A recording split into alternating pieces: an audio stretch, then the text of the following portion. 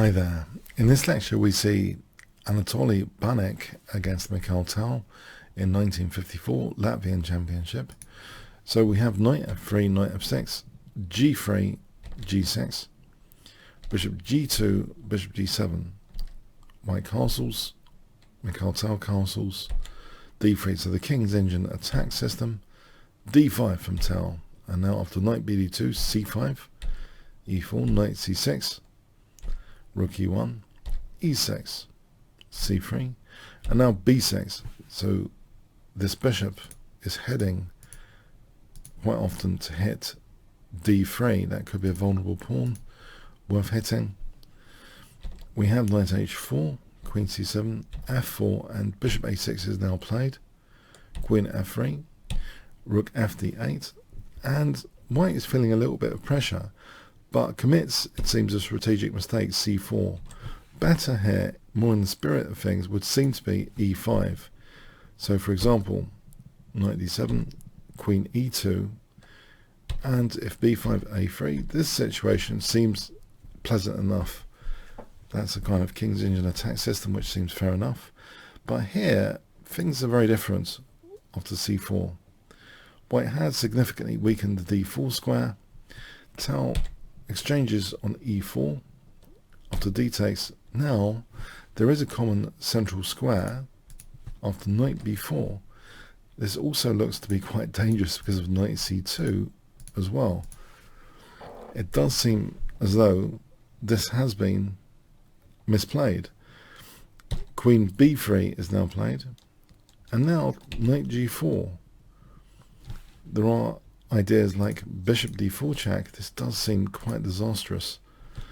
We see knight hf3, rook d3, queen a4, and here the brilliant Tal finds an amazing concept, attacking concept. If I give you 5 seconds to pause the video, what would you play in this position? So there's that diagonal of death, but how can we actually exploit it in this position? It seems our pawns are in the way. Well, okay, b5. Yeah, after c takes, the point is c4, and this means now that queen c5 check in particular, which would hold the knight, is very, very useful for smothered mate patterns. Right now, you might say, well, the knight's hanging, but then we just use the b6 square. So, for example, queen takes b4, we use the b6 square for that killer check on the diagonal of death. So Tal, master of this diagonal. And if king f1, queen f2, checkmate. And otherwise there's the classic smothered mate pattern. After king h1, we will play knight f2 check, knight h3 double check. Double checks force the king to move. And now queen g1 will be the smothered mate pattern. Or it still works with the rook taking on g1. So yes, this is very, very dangerous. So white makes some space for the king with h3 here. Now, which is better, queen b6 or queen c5? What do you think in this position, and why? For 50 points, what would you play? Yes, I might have mentioned earlier as the clue, queen c5. This is slightly better. Not only is it protecting the knight, but maybe sometimes this is useful, so it's more central. It gives them more options later, in a way. We have king h1, and now bishop takes b5, so the knight is held here crucially with this bishop takes b5. And the queen doesn't have that many squares. We see queen a5. Now knight f2 check, king h2. If king g1 here, the queen is also kind of nearly trappable here. We see, for example, knight c6, it's only one square, and here it looks as though the queen's going to be trapped. So for example, b4 to try and release the trap, but this is just hopeless. So that is very, very dangerous. So anyway, king h2, I mean, the queen is in big danger as well, but Tal actually goes knight c2 here. We see bishop f1, and now rook d6. And this does actually introduce another way of trapping the queen with rook a6. We see a4, and in fact, here, well, this is a very lost position for white. If knight takes c4, then knight takes e1 is strong. So for example, knight takes d6, knight g4 check is brilliant for the queen coming in and then zapping everything in sight like that. And that is actually checkmate. So a4, but Tal indulges a little bit here. There is a simple, clear, non-controversial way of winning this position right now.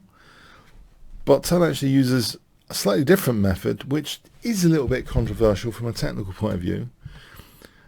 So what do you think is a really, really strong move in this position? Okay. Well, it seems like rook a6 is pretty straightforward because it creates that relative pin.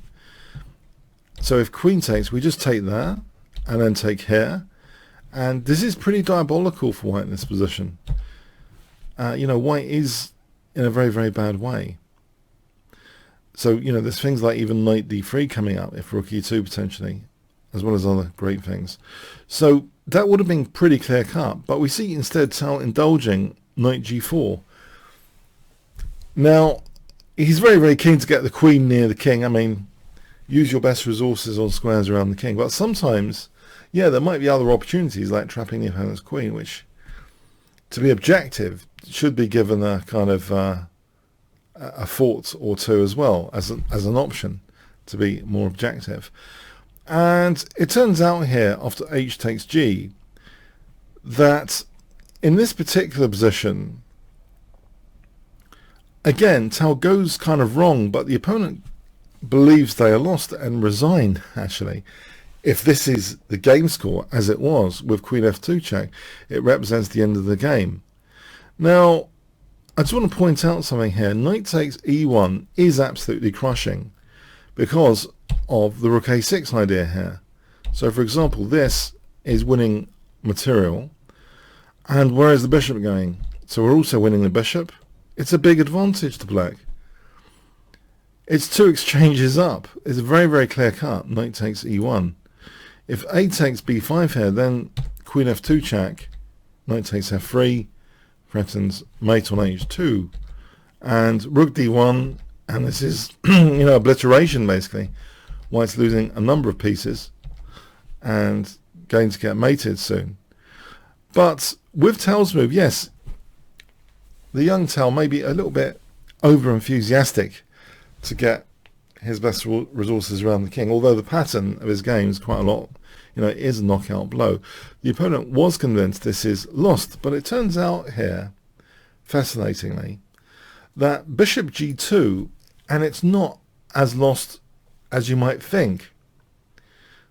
So, for example, knight takes e1, there is knight takes e1, and here, black has to play basically an only move, not to suffer a disadvantage. This is not a great state of affairs. c3, virtually only move, and then rook takes d2, so to disconnect that d2.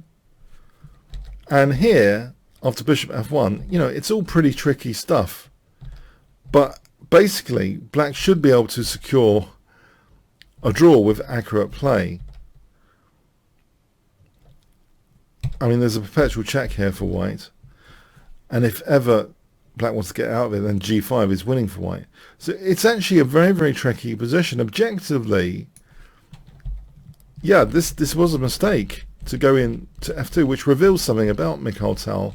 His priority for thinking about getting to the opponent's king maybe sometimes interferes with other realities on the chessboard here.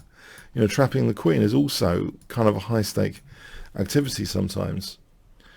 So yeah, it seems as though queen f2 check was actually a mistake in the end. If we follow that through again, and you might wonder, well, why was c3 necessary? If queen takes e1, then a takes b5, and what is actually black doing here? The d2 is held from a5.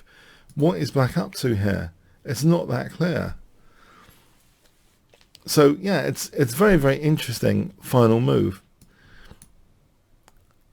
Queen f2 check. So interesting, when in fact, yeah, there is this facility, which maybe Tal had not really foreseen or been interested in, you know, trapping the opponent's queen as an alternative thing to do. But yeah, maybe one takeaway point from the objective analysis of this game is maybe don't get too carried away with a specific plan. There might be other opportunities as well that exist on the chessboard. You can sometimes trap the opponent's queen. Maybe that's the one big takeaway here. But other than that, there was a big strategic error early in the game which gave black a massive position. It wasn't really in the spirit, this on move 13, of the King's Indian attack system. It did give Tal a fantastic game. This was absolutely brilliant play to a large extent earlier in the game, especially this b5. This is another instructive takeaway point to break into the diagonal def in fantastic style. And with two options, if the knight's taken, we use b6. Otherwise, we're going to use c5 as the priority. So the two options for the diagonal def which need to be addressed. There's no time to take on b4. So that's the key point. So a beautiful, attacking concept. You can see that maybe because it started with such a beautiful concept, that the intention was never really to trap the queen. But the emerging reality with the queen on a5, it is pretty stuck. There are implications for trapping the queen emerging here. So it is kind of fascinating, this continuation and the end of it. It reveals quite a bit, maybe, about Tal's priorities for getting close to the opponent's king with the best resources available. Okay, thanks so much.